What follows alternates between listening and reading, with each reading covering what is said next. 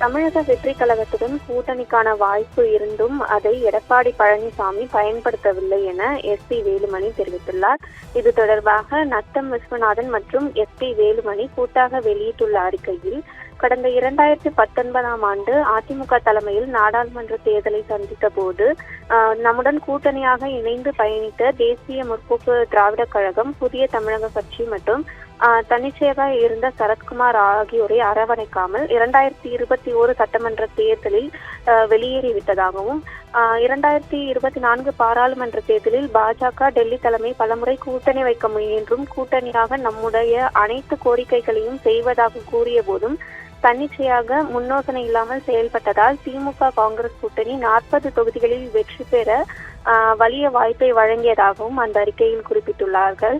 தொடர்ந்து பாமக கூட்டணிக்கு வர சம்மதம் தெரிவித்த போதும் 1 மாத காலம் அதை உறுதி செய்யாமல் காலம் தாழ்த்தியதாகவும், இப்படி பாஜக, பாமக போன்ற கட்சிகளின் கூட்டணி வாய்ப்புகளை தன்னிச்சையாக நிராகரித்ததாகவும் அந்த அறிக்கையில் குறிப்பிடப்பட்டுள்ளது.